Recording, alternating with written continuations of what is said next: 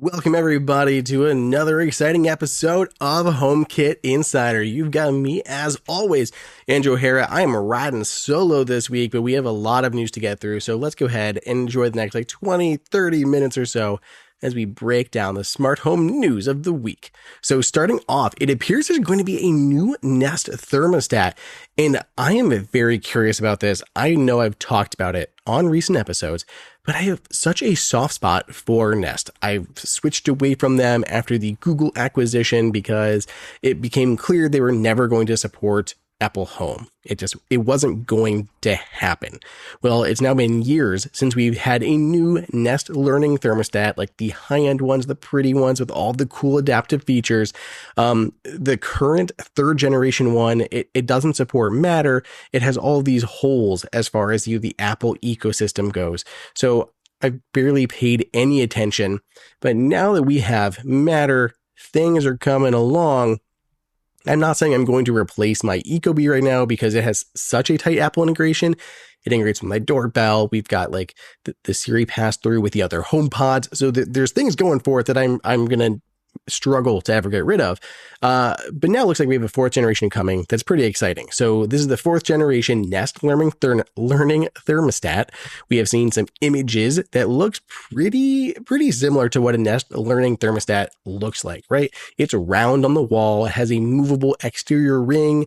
They have it's usually like a metal ring, so it kind of matches the room that it's in. That was kind of always the idea, was it would reflect like the walls and very much blend in to where it is. It looks like it has a touchscreen going on. Additionally, there are new second generation sensors. So these will be placed in the different rooms so it can monitor each of the rooms in your house. Those little sensors will have replaceable batteries. They'll last like 3 years on a single, battery. What I'm not sure about is if these new sensors will have the room moving as Ecobee does. So Ecobee uses those sensors to detect presence in a room and then heat or cool that room to your predetermined temperature. So where you are in the house is where you feel most comfortable. Super cool feature. The last generation sensors, I don't believe did that for Nest, and maybe these new ones will. They're at least new ones, same price as before, like $39 a piece or so. So the other new addition is air quality monitoring. Based on these leaked screenshots, it does appear that they will be able to monitor the air quality in the house. Again, that's something that we've seen on the Ecobee. Makes sense we'd see it here on a new Nest. What I'm hoping for, most of all, is just native support for Matter, right? I'm okay with Wi-Fi. Wi-Fi makes sense. Possibly Thread, but Wi-Fi is what we're kind of, going after here, or at least Matter is what we're going after here, which will work over Wi-Fi. So we'll see. This is likely going to be confirmed at the August 13th hardware event. Phones, all sorts of other stuff coming. So that's where we're going to see more about this. We only got to wait, 2 weeks or so until it happens. Speaking of which, we're going to continue with the leaked Google hardware ahead of this thing. The amount of leaks that Google has had ahead of this event is astonishing. Anyway, there's a new Chrome box, and it's actually be called, I believe, the Google TV Streamer instead of a Chrome box or Chromecast, anything like that. They've ditched the dongle, folks. Like, they have moved from a little HDMI dongle that plugged into the back of your television to an actual box. And as this has leaked, I've seen so many people on Twitter just reacting to it of like, Apple was right all along. Everyone was pushing for Apple to make a low-cost dongle to stick into the back of TVs, and now Google is abandoning that. They're abandoning their Chromecast for a new Google TV Streamer that's a kind of a wider, it looks almost like a wireless charger, but it's a little wider, flatter, angled a little bit. It's all white. It's the chapter art, per usual here. But it's very interesting to me.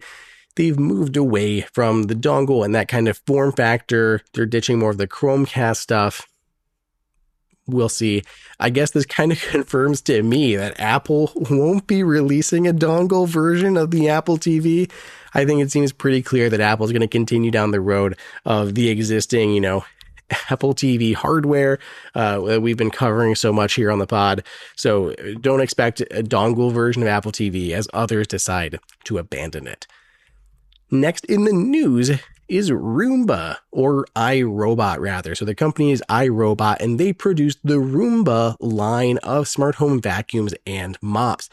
And we have a new one, and boy, the names on these are insane. And this isn't just a Roomba or an iRobot thing. This is all of you robotic vacuum cleaner makers, because there's 30 different versions with the smallest differences. Okay, I've complained about this before. You guys don't need to hear it. But this is called the Roomba Combo 10 Max Robot plus Autowash Dock. You got all that? Roomba Combo 10 Max Robot plus Autowash Dock. It's a whole lot of stuff in there.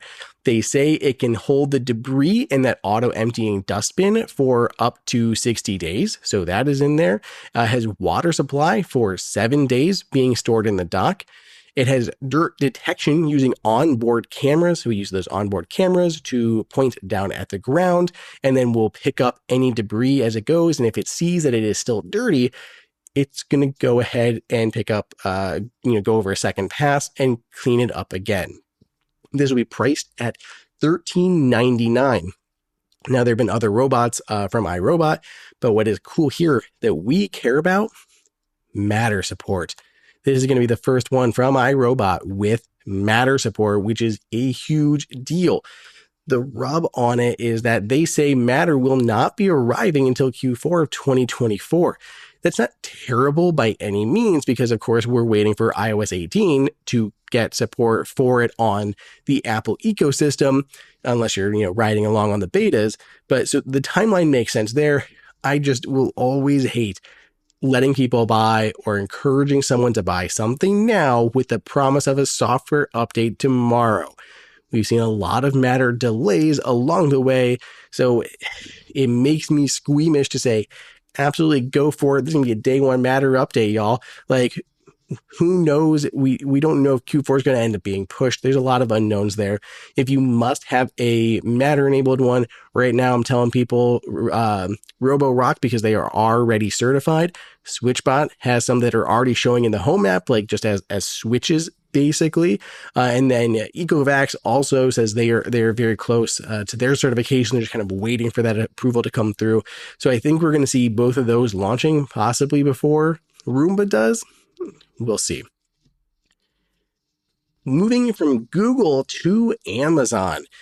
It sounds like, based on this report from the Wall Street Journal, that Amazon is readying a paid version of its assistant. I don't want to say that A word on the podcast here, but this new version of Amazon Assistant will be purportedly like $10 a month. And it's essentially going to be AI powered. So instead of just the existing Amazon Assistant that we have now, it'll be more conversational. It'll have some generative content in there, be able to follow along, do multiple tasks with a single request, all those types of things, which is great. But to me, there's a lot of concern here. First off, like, I have questions on Amazon's training and everything like that for its AI models, but also, who is using Amazon Assistant so much that they want to pay $10 a month for it? I mean, Apple Intelligence and its new version of Siri will not cost anyone any money, and it's going to have all of these features. So I don't know. I'm interested in it. I might try it out when it arrives. I've got enough Amazon speakers lying around here that I could spin one up and try this new version of the Amazon Assistant. But $10 seems like a lot for basically just an updated voice assistant that Apple and others are already doing.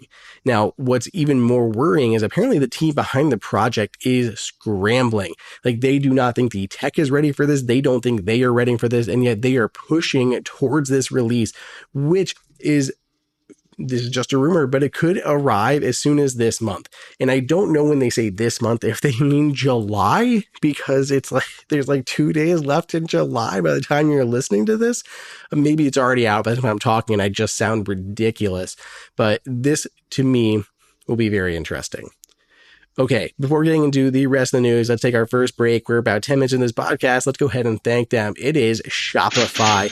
You guys know how much I love Shopify. Seriously, I did so much web dev stuff that The ability to spin up a shop with Shopify so quickly is insane. And I've used so many different online e-commerce platforms, and I have worked inside of Shopify, and it's really, really cool. It's very easy to get going, to start adding stuff to your store and rocking it.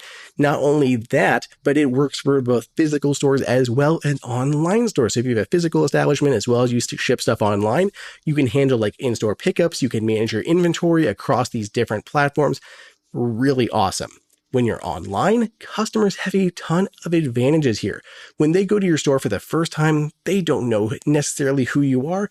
They want to make sure that you're not a scam, something sketchy. But when they get to the checkout process and they see that Shopify checkout flow, they know they are safe and they are in good hands. They can easily check out with the Shop Pay, which can like text them an authentication code just to move through that process. They can use Apple Pay or Google Pay, or they can go ahead and just enter their contact or credit card information and check out like that. Super easy, smooth to do. Once they've completed that purchase, they can kick it over to the Shop app where they can track their purchase. They can see delivery updates and shipping updates, all of that. They can leave a review for you. They can also find other stores. Maybe they'll find you through the Shop app. I don't know, but it's possible. They also are doing all these different things that I didn't even know about. You can sell more with less effort thanks to the Shopify Magic. That's your AI-powered all-star. They also say they have the internet's best converting checkout, which is 36% better compared to other leading commerce platforms. There's a ton of benefits here. They power 10% of all e-commerce in the US. They're behind Nomad, behind Moment, Rothy's, Allbirds, Brooklinen, some of my favorite stores online. They have millions of entrepreneurs in over 175 countries.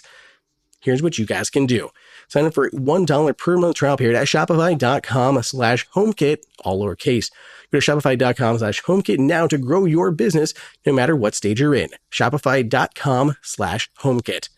Thank you, as always, to Shopify for sponsoring the episode. So next up in the news, this is a little bit somber for me. I've been using HomeKit since the very beginning, literally since it launched. I've been using HomeKit, now Apple Home, Matter, all of that. And one of the very first, it wasn't one of the first ones, but one of the early products I got was the first camera for HomeKit, which was the D-Link Omna 180. Now, this product has long been discontinued. It hasn't been, available in Apple stores for ages now, but the product was really cool. I think it was like $200.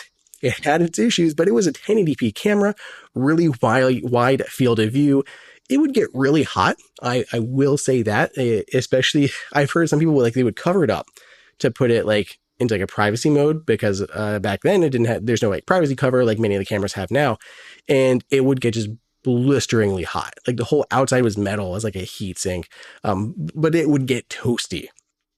I definitely use this in our apartment for the longest time, and it worked really well. There's a micro SD card slot on the device that you could use for local video recording because, again, at this point, no HomeKit secure video existed, but it was a great device. Well, now in an email sent to customers, D-Link has confirmed that they are sunsetting the Omna app. What that means is not only is it going to be removed from the App Store, but you will no longer be able to access recordings or anything else from the app because you had to sign in to kind of get to there. So any recordings that you had on that SD card, you will no longer be able to access. That's a huge bummer here. Now the camera will work inside of HomeKit, so it's still going to play live video. You can still continue that way. I still have it here in our basement. It's still working fine, but you're not going to be able to use it for those recordings like you did in the past. So this is sad. It's sunsetting on July 31st. There are plenty of alternatives. We've gone through them in the show, but just some nostalgia, a little bit of a bummer. The Sonos app, they have now really spoken out about what's going on with their app. So Sonos CEO Patrick Spence has written this whole blog post going over the woes with the app, apologizing for these issues, and then going into what they're doing to fix them. So here's kind of where they're at. So July and August, improving stability when adding new products, implementing music library configuration, browse, search, and play.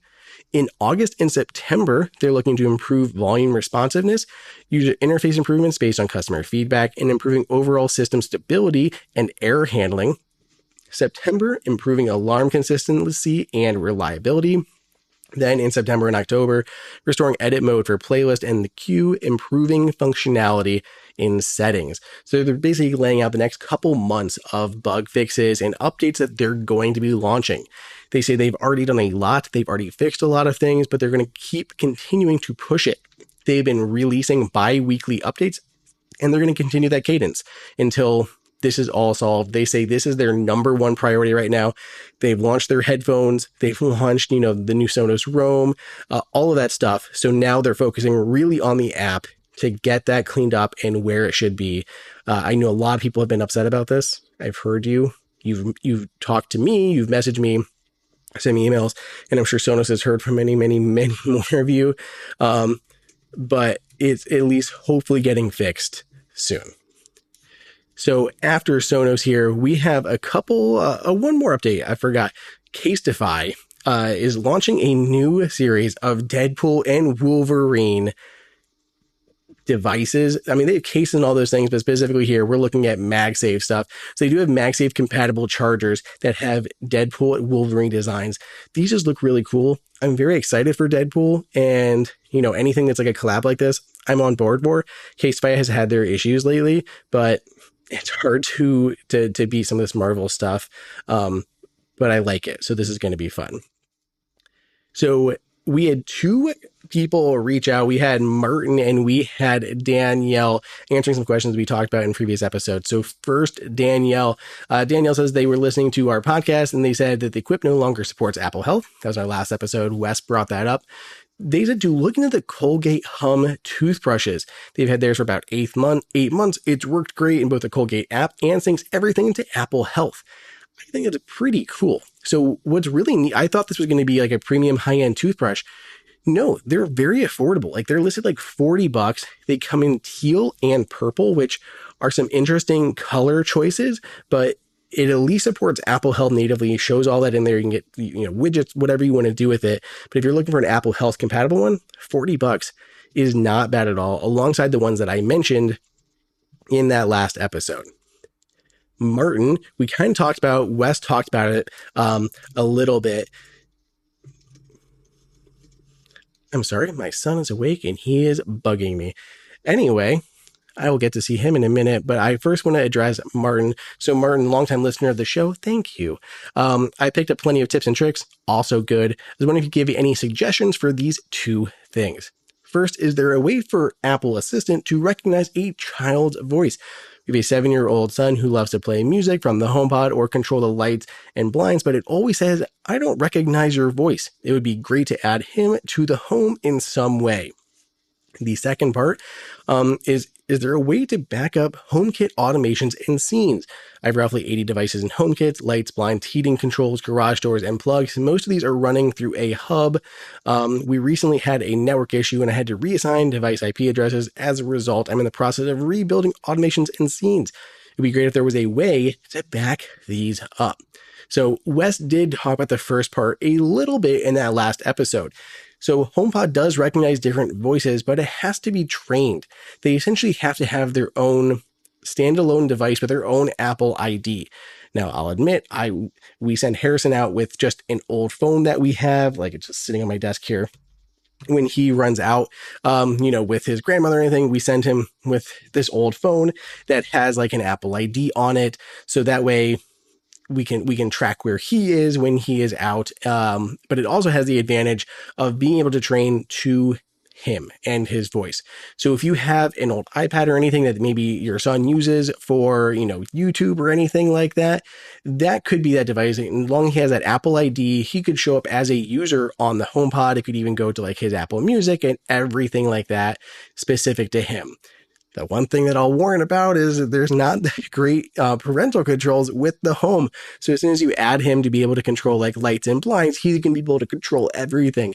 So, if there's going to be lights in your bedroom, he could just be screwing with you guys and turn the lights on and off through the device or through the HomePods, whatever it is. So be wary of that, but it would definitely solve your issues.